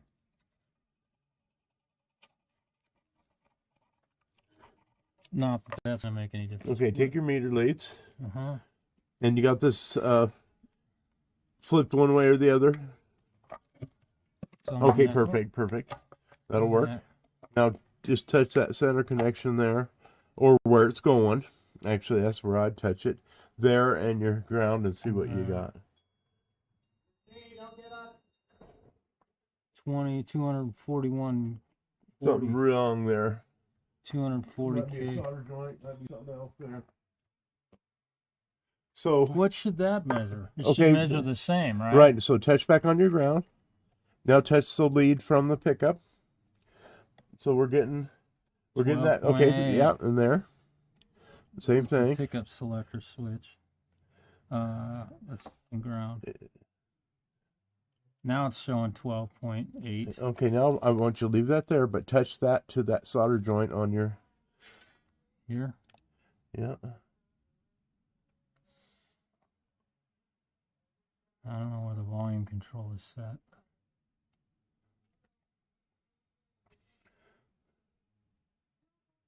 Okay, so it's good. 12.8. Okay. And Is then that- this is the out of it, right? And so Yeah. if you're all the way up, I don't know if the volume is dimed. okay, perfect. Check it again. Check Mhm, here. mhm. And check your ground, and we'll see what the measurement is.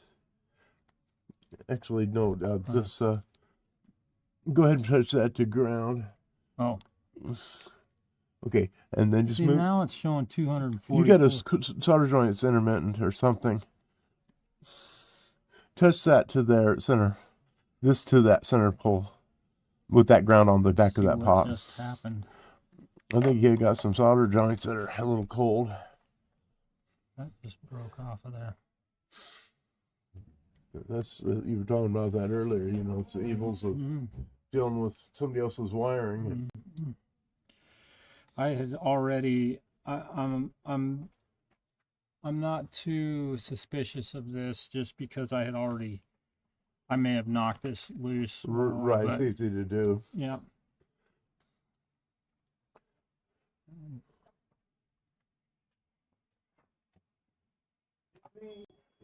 But we're gonna make it a good solid joint. Yeah, that was definitely a problem. All right. So now this is the neck.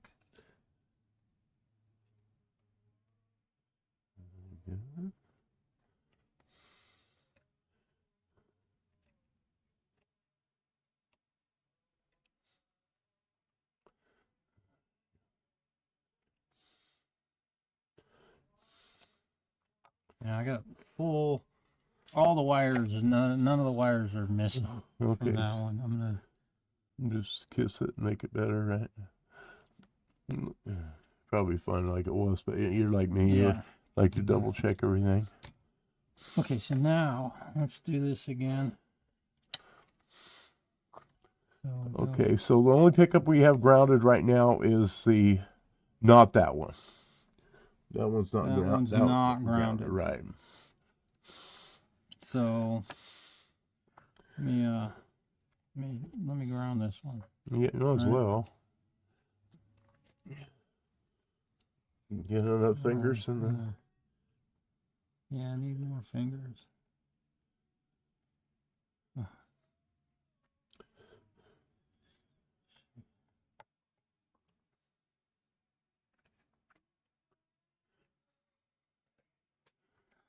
All right, that's there.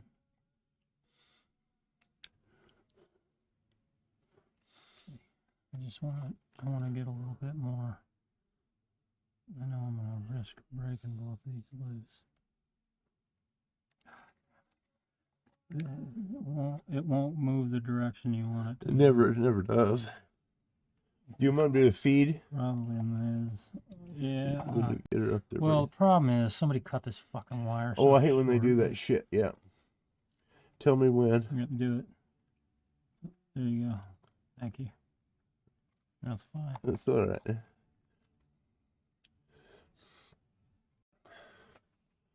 How many texts does it take? All right, so now we were getting 200 and some odd. We're getting a weird ass direction from here to here. That one should be half of the. If it's in the middle, if it's not in the middle, you're just going to get the one pickup, which is fine. That's half, 5.2, and this one to ground. Let's say 12, whatever. Okay, and then move it along the chain. To ground, 12.8. And then leave that there. Move that to that center tap. 12.8. Move it to there. 12.8. Okay, move it to the output jack.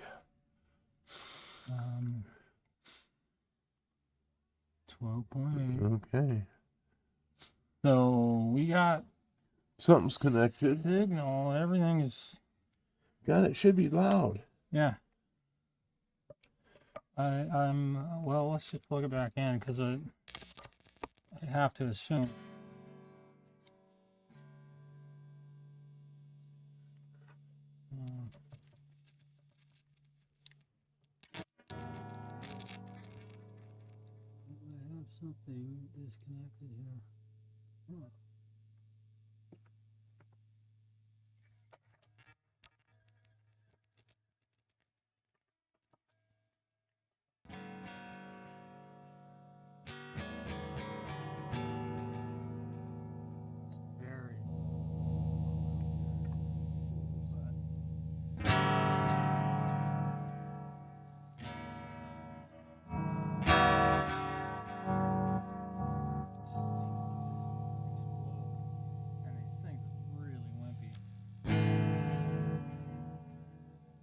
You can see there's no signal Yeah, that's crazy. going in. Now it's good. Brutally bad. And you got it up now? Yeah, I mean, I got the volume on this thing turned up.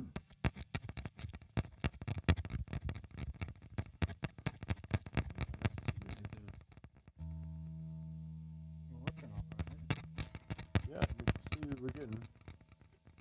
I mean, it's jumping all the way up to. Here's the other thing. These pickups are a mile away from That, yeah, they're way too far. I mean, that would cause bluegrass stereo music too.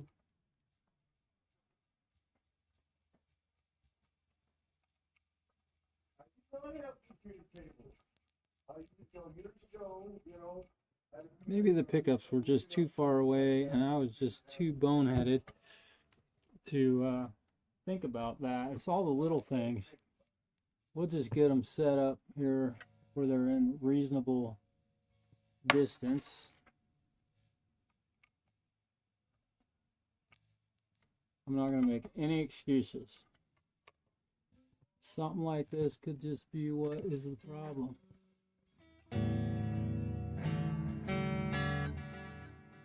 Let's see.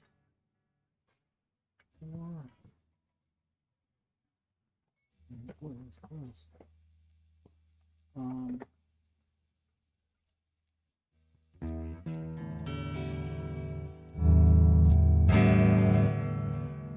Just off.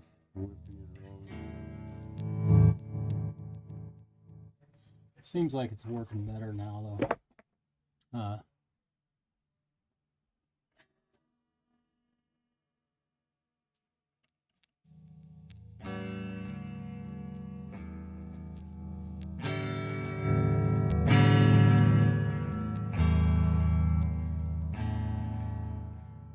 Okay. Well, what do you think?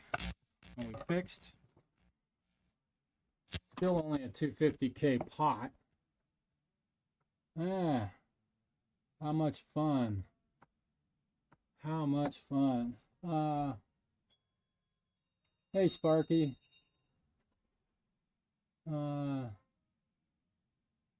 What's that? Yeah. Poor contact with the output jack. Yeah, you know, I've touched both of them up and we're getting signal out of it now. The neck pickup was pretty low, but still not far enough away. So now they're both 460 or 430 seconds and 330 seconds with respect to the distance from the pickup from the string. Probably could get a little bit closer with the P90s. So we might be cruising here. I do have a 250K pot on the volume pot. I am going to switch that back to the 500K. So we're going to clean this one up and feels fine. Let me clean this one up. I'm going to replace it because I don't think there's anything wrong with this pot. Sometimes we got to take that extra step just to make sure.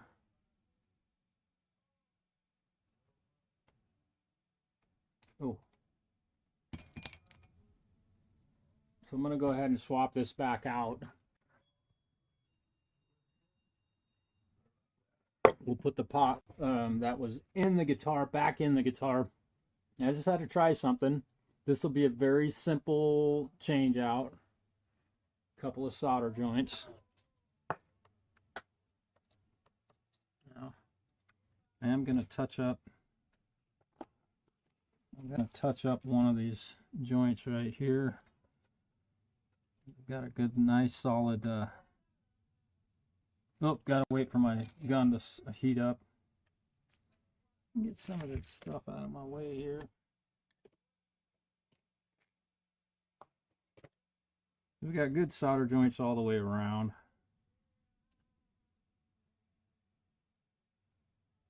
Everything's good.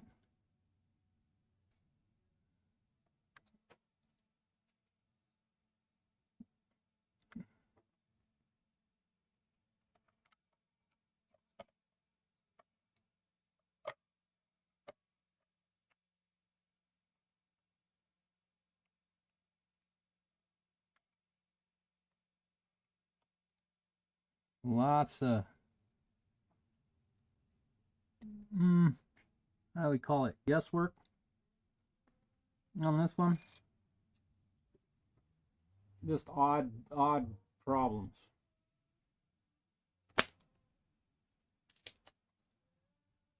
I know you can't see what I'm doing right now, but I'm just cleaning the terminals on this other volume pot so that I have a nice clean level playing field to work from. I'm going to go ahead and break this tab off of this one also. We'll put a lock washer on it. Unlike what was done before, please put lock washers on your pots when you put them in the instruments. It's just a good idea. So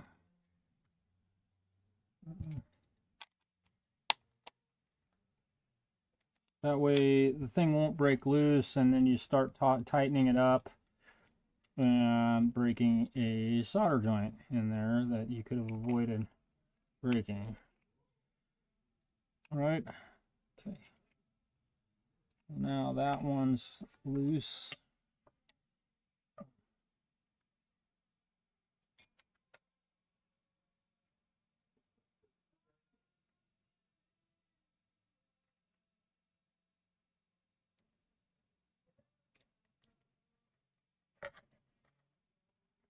Being really careful here not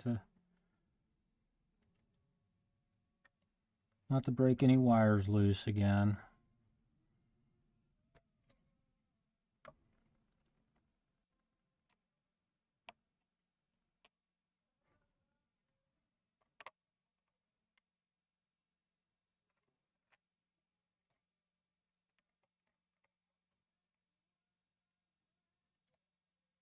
Okay.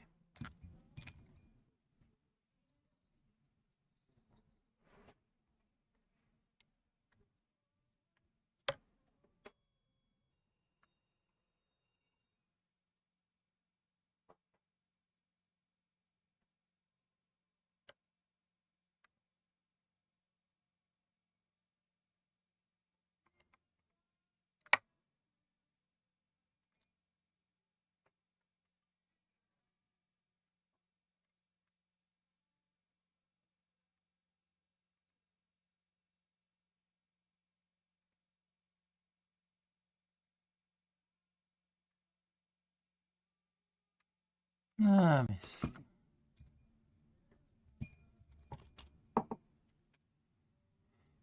I can't remember exactly how this thing was wired.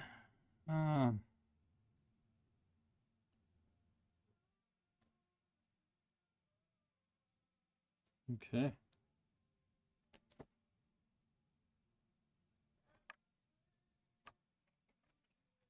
I miss Rob Reiner already. What a great guy. Great movie maker. Boy, I'm missing him. I feel so sorry for his family and his friends. I didn't know him at all. But what a tragic thing to happen.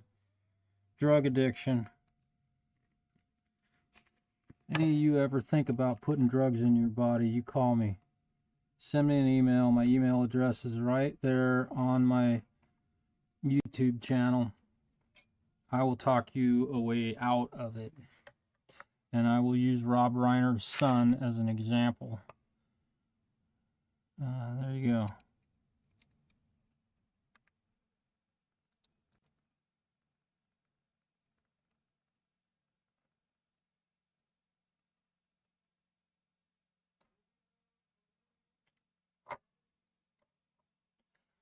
Okay. Good penetration on that one. Need a lock washer.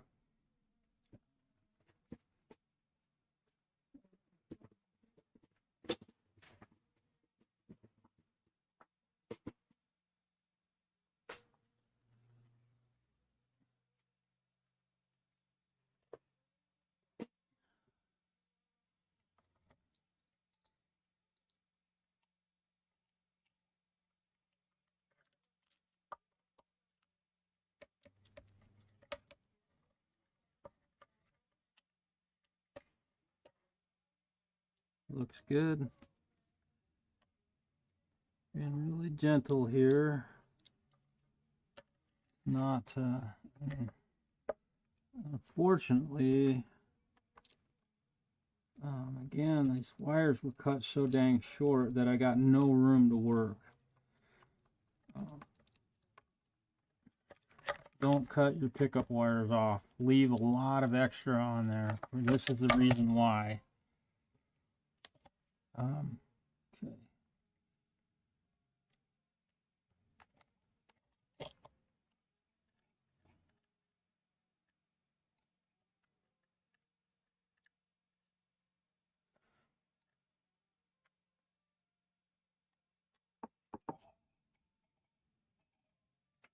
The great example as to why you don't cut your pickup wires off.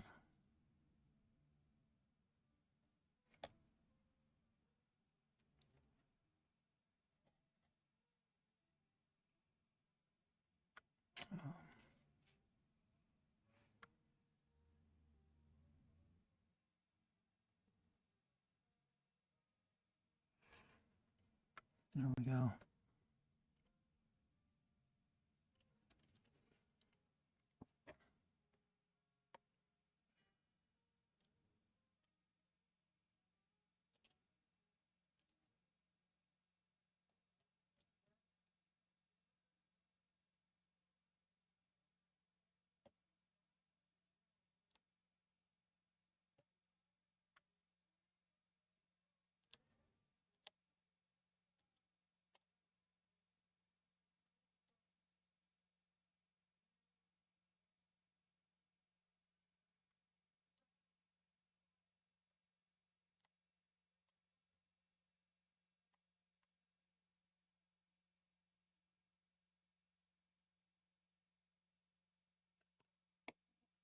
Okay, so now basically back to where we started. I guess only I've cleaned up the wiring in here quite a bit. And we'll just see if everything fits back in here okay.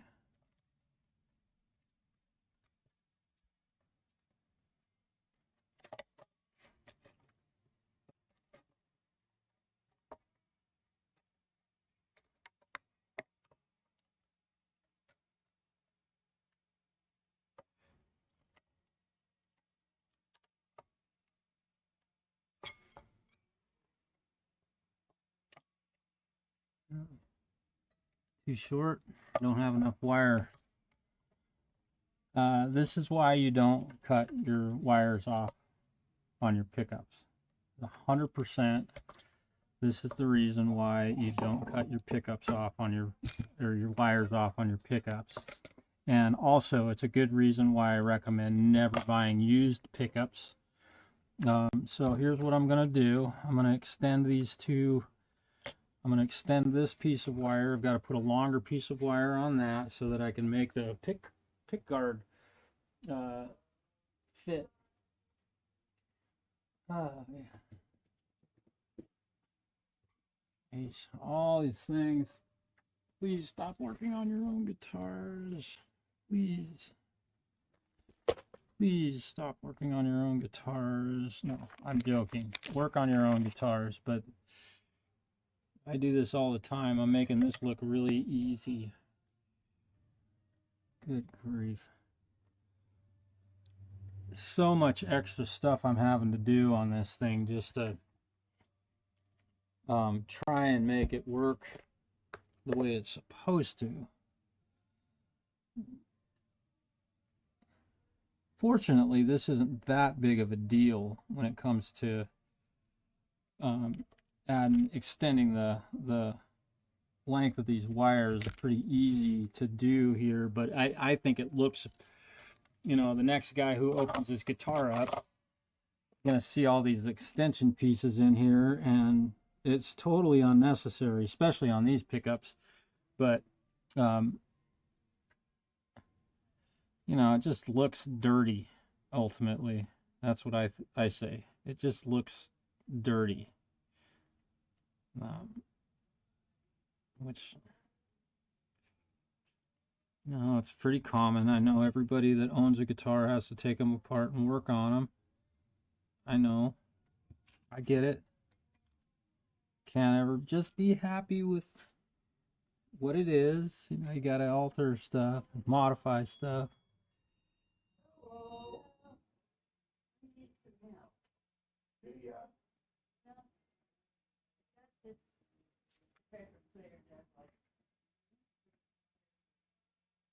So we'll have plenty of wire here for that.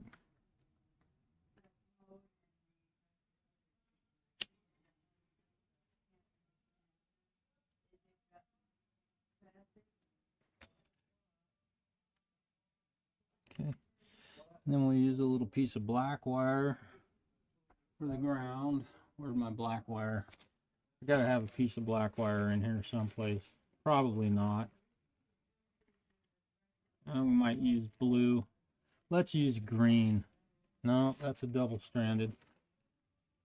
I have to extend ground wires probably more than any other wire, so I go through a lot of black and green colored wire.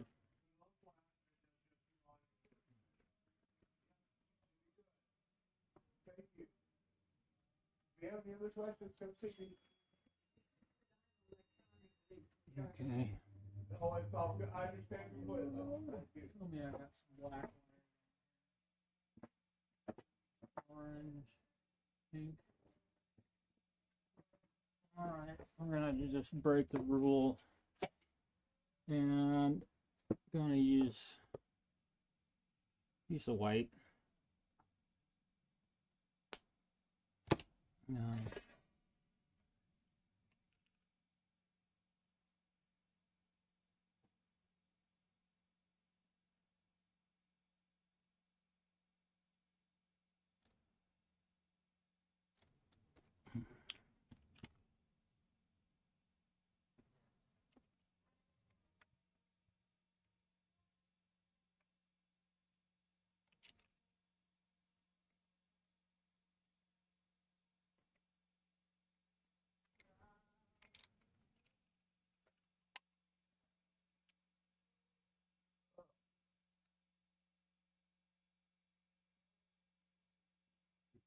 Bullshit.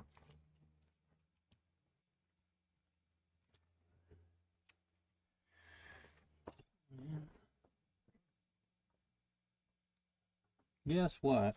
What, buddy? What do you think could happen when somebody cuts the wires off on their pickups? We got some short. Mm-hmm. Yeah, it ends up fucking things up because they either crimps the wires together, it shouldn't be cut together, or it ends up pulling the wires off the pickup.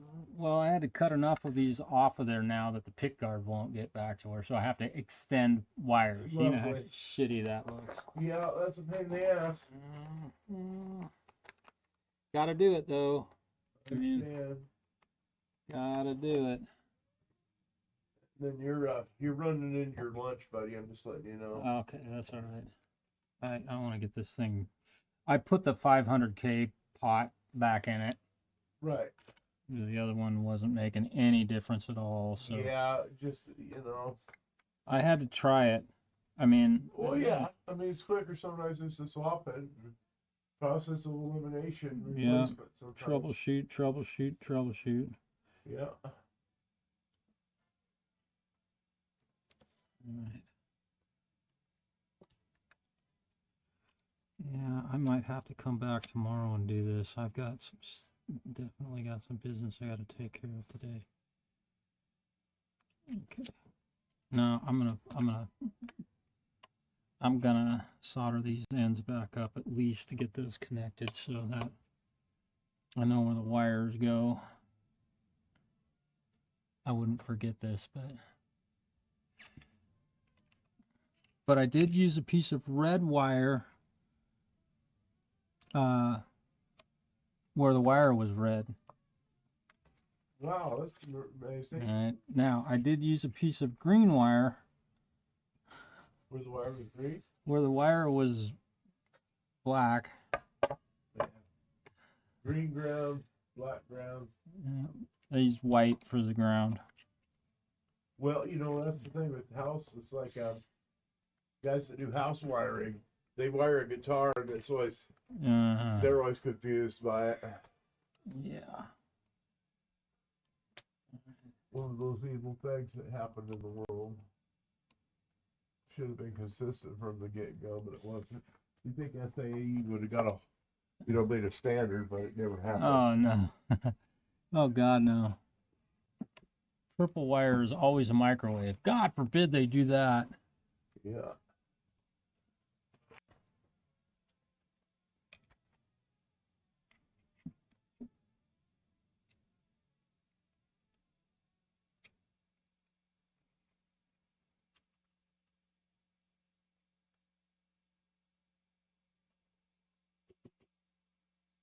Okay, one more.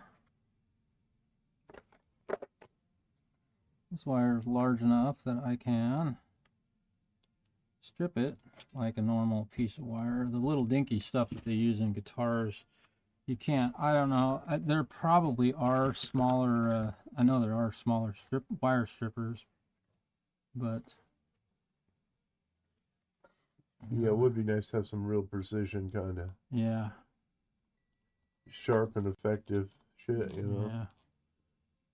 I just never have bought a different pair of strippers, because my little razor blade does a pretty darn good job. Right, if you're careful, razor blade sometimes is the best way. Only cut myself a few times. Yep. And probably deserved it. Now,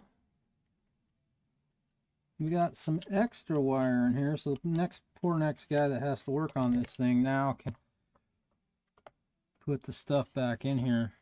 Interesting how this thing fits, though, because I think this pick guard is like homemade. So, yeah, like pickup selector switch is too deep for it. There we go. I'll put one screw in this. Where are you?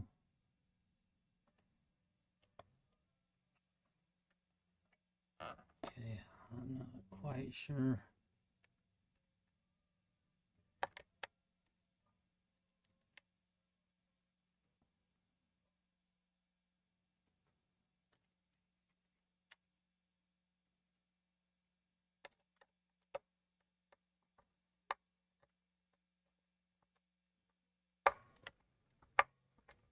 Look at how crooked that's going in there. I don't know how this thing got. Who did this? This is crazy. Are there two holes there? No, there's just one. Oh, geez. What a pain. Ugh. I don't know how I'm going to get this back in here. I might have to re-drill that hole. That's just not... I'm going to stop. How frustrating. People do their own work on their guitars. You got to do stuff a little more precise than that. Measure, cut, ream, clean, all that stuff. I got to go today, you guys. Been at it too long. I've got students that I've got to get to this afternoon.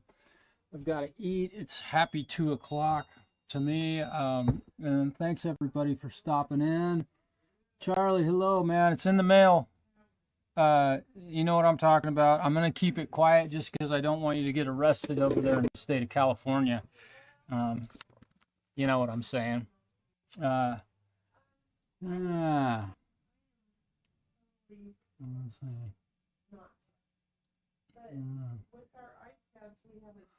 Yeah, Dan P123, yeah, I touched up every solder joint in this guitar.